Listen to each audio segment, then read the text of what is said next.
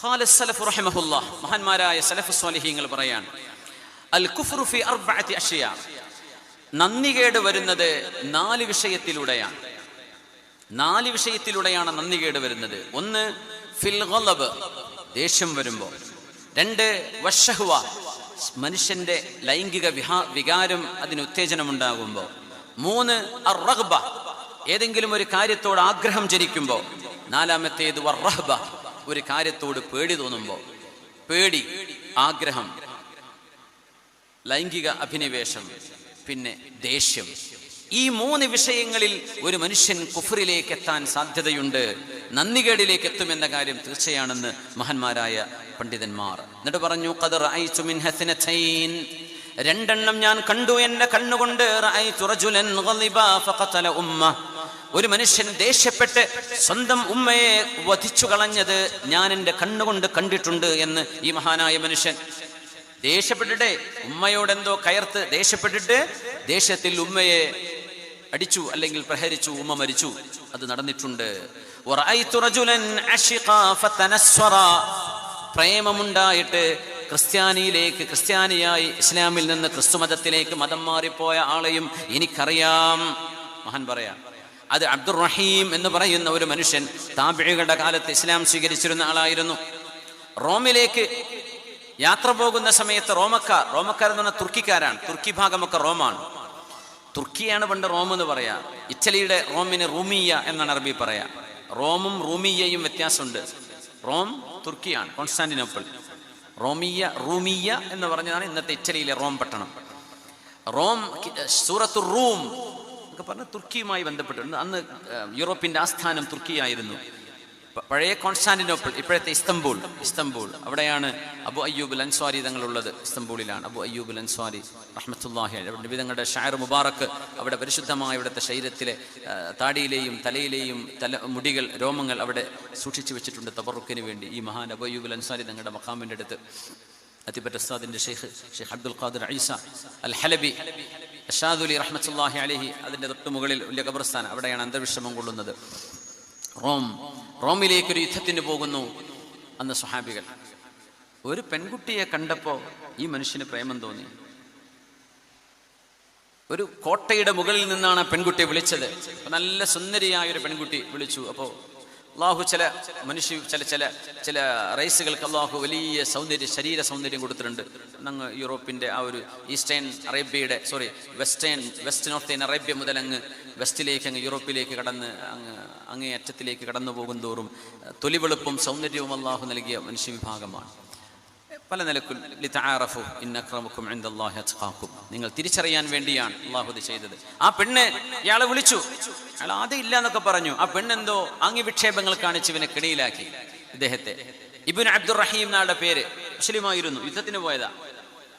ആളവളുടെ വീട്ടിലേക്ക് കയറിപ്പോയി. അവള് പറഞ്ഞു, എന്നെ നിനക്ക് സ്വന്തമാക്കണമെങ്കിൽ തനസ്വർ, സ്വലീബ് ധരിക്കണം, കുരിശ് ധരിക്കണം, എന്നിട്ട് നീ എന്നെ കല്യാണം കഴിച്ചോ എന്ന് പറഞ്ഞു. ആള് ക്രിസ്തുമതം സ്വീകരിക്കുകയും ചെയ്തു. ആള് ഖുർആൻ മനഃപ്പാഠമുള്ള ആളായിരുന്നു. സ്വഹാബികൾക്ക് ഭയങ്കര സങ്കടമായി. താബിഈയാണ്, സ്വഹാബിയല്ല. നാല് പഠിച്ചോനെ, നല്ലൊരു മനുഷ്യൻ ഒരു പെണ്ണിന് വേണ്ടി ക്രിസ്ത്യാനിയായല്ലോ. നമുക്ക് എത്ര സംഭവിക്കാറുണ്ട്. ജാതി മതവും പ്രശ്നമില്ല എന്നല്ല എന്ന് പറയാറുള്ളത്. ഇസ്ലാമിനെ സംബന്ധിച്ചിടത്തോളം അത് പ്രശ്നമാണ്. ഒരു മുസ്ലിമിനെ കല്യാണം കഴിക്കാൻ പറ്റുള്ളൂ. ക്രിസ്ത്യാനിയെയും ജൂതന്മാരും അത് വേദക്കാരെ കല്യാണം കഴിക്കാൻ പറ്റും എന്ന് പറയുന്ന ഷർത്തൊത്തവരൊന്നും നമ്മുടെ നാട്ടിലൊന്നും കിട്ടാനില്ല. അതിന് ചില ഷർത്തും പറഞ്ഞുണ്ട്. ഏതാണ് ഈ വേദക്കാർ? ആരായിരിക്കണം? അവരുടെ വിശ്വാസം എന്തായിരിക്കണം? അവരുടെ കിതാബ് എന്തായിരിക്കണം? അപ്പോൾ നമുക്ക് ഒരു മുസ്ലിമച്ചായ പെണ്ണിനെ ഒരു മുസ്ലിം ചെറുപ്പക്കാരന് കല്യാണം കഴിക്കാൻ പറ്റൂ. മുസ്ലിമായ ഒരാളായിരിക്കണം ജീവിതത്തിൽ നിങ്ങളുടെ സഖിയായിട്ട് വരേണ്ടത്. പ്രേമത്തിന് കണ്ണും മൂക്കില്ല എന്നൊക്കെ ശരി തന്നെ ആയിരിക്കാം. പക്ഷേ നാളെ കണ്ണും മൂക്കും അള്ളാഹു അടുത്തന്ന് ചോദ്യം ചോദിക്കുമ്പോഴേ ഇതിന് മറുപടി പറയണ്ടാവില്ല. അതുകൊണ്ട് ശ്രദ്ധിക്കണം. അത്തരം ബന്ധങ്ങൾ മുളയിലെ നുള്ളിക്കളഞ്ഞേക്ക്. അതുകൊണ്ട് ഗൗരവത്തോടുകൂടെ നമ്മുടെ ഈമാനും നമ്മുടെ വിശ്വാസവും വലുതാണ്. ഒരു കുടുംബത്തെ വേദനിപ്പിക്കണ്ടല്ലോ. ഏതെങ്കിലും ഒരു മതത്തിൽ നിന്ന് ഇസ്ലാമിലേക്ക് മക്കളും മതം മാറുന്ന ആ മതക്കാർക്ക് പേടിയായിരിക്കും, വിഷമായിരിക്കും, വേദനയായിരിക്കും.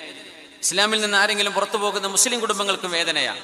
രണ്ടും വേണ്ട. സ്വമേധയാ ദീൻ സ്വീകരിക്കുന്നുണ്ടോ അവർ സ്വീകരിച്ചോട്ടെ. നിങ്ങൾ ആരെയും ചാടിച്ചു കൊണ്ടുവരെ അത്തരം പ്രേമം നടിക്കുക കാര്യങ്ങൾ ഒരു നിലക്കും ചെയ്യുക പാടുള്ളതല്ല. കാരണം ഈമാൻ ഹൃദയത്തിന്റെ ഉള്ളിൽ നിന്ന് വരേണ്ടതാണ്. ഇബ്നു അബ്ദുറഹീം ക്രിസ്ത്യാനിയായപ്പോ വർഷങ്ങൾക്ക് ശേഷം ആ വഴിയിലൂടെ യാത്ര പോയപ്പോൾ അവരെ ചോദിച്ചു, ഇബ്നു അബ്ദുറഹീം ഇവിടെയുണ്ടോ? അപ്പോ ആളുകൾ ചോദിച്ചപ്പോ പറഞ്ഞു, ആ ആൾ ഇവിടെ ഉണ്ട്. ചോദിച്ചു, മാ ഫഅല ഖുർആനുക്, ഇബ്നു അബ്ദുറഹീം നിന്റെ ഖുർആനൊക്കെ എന്താ, നീ ഹാഫിളായിരുന്നില്ലേ, നീ എന്തായി എന്ന് ചോദിച്ചു. ഉൻസീതുഹാ, എല്ലാം മറന്നുപോയി, ഒരൊറ്റായത്ത് ഞാൻ മറന്നിട്ടില്ല, ബാക്കിയൊക്കെ മറന്നുപോയി എന്ന് അദ്ദേഹം പറഞ്ഞു. എന്താ നീ മറക്കാത്തത്? അവരെ ബിസ്മില്ലാഹിർ റഹ്മാനിർ റഹീം ആവുന്നു. അല്ല, ഒക്കെ മറന്നുപോയി. മറക്കാത്ത എന്താണെന്നറിയോ? റുബമാ യവജ്ജുൽ ലദീന കഫറൂ ലൗ കാനൂ മുസ്ലിമീൻ. അവിശ്വാസികൾ അന്ന് കൊതിച്ചു പോകും, ഞങ്ങൾ മുസ്ലിമീങ്ങളായിരുന്നെങ്കിൽ എന്ന്. എന്നാണ് ആയത്തിന്റെ അർത്ഥം. അത് മാത്രം ഇവർക്ക് മറന്നിട്ടില്ല, ബാക്കിയൊക്കെ മറന്നുപോയി എന്ന്. യാ അല്ലാഹ്, പ്രേമം കൊണ്ട് ഈമാൻ നഷ്ടപ്പെടും, ദേഷ്യം കൊണ്ട് ഈമാൻ നഷ്ടപ്പെട്ടേക്കാം. പിന്നെ മുതലിനോടുള്ള ആർത്തി, റഗ്ബത്ത്, വെറുതെ പേടിച്ചിട്ട് ജാതിയും മതവും തിരിയാത്ത രീതിയിൽ മുസ്ലിമിന്റെ ഐഡന്റിറ്റി പോലും തേച്ചുമാച്ച് കളഞ്ഞ് എന്തോ കോലത്തിൽ നടക്കുന്ന എത്ര മക്കളുണ്ട്. അൽഹംദുലില്ലാഹ്, നമ്മുടെ വമ്പാട്ട കുട്ടികളെ അങ്ങനെ കാണുന്നില്ല. അൽഹംദുലില്ലാഹ്. ചില നാട്ടിലൊക്കെ ചെന്നാൽ കാതിൽ കുത്തിയിട്ടും കഴുത്തിൽ മാലയും കയ്യുമ വളയും കാൽമ പാദസരത്തിന് പെൺകുട്ടികൾ കണ്ട് പാദസരം കിട്ടുന്ന പരിപാടി, അതുപോലെ അതടക്കം മൂക്ക് കുത്തിയിട്ടും പുരുഷന്മാർ. പിന്നെ ഇപ്പോൾ ടാറ്റു പച്ച കുത്തുന്നില്ലേ, അതൊക്കെ വൈകാതെ നമ്മുടെ നാട്ടിലൊക്കെ എത്തും. നമ്മുടെ അങ്ങാടികളിലൊക്കെ ടാറ്റു സലൂണുകൾ വരാൻ വലിയ സമയമൊന്നും വേണ്ട. ഉണ്ടോയെന്ന് എനിക്കറിയില്ല കേട്ടോ.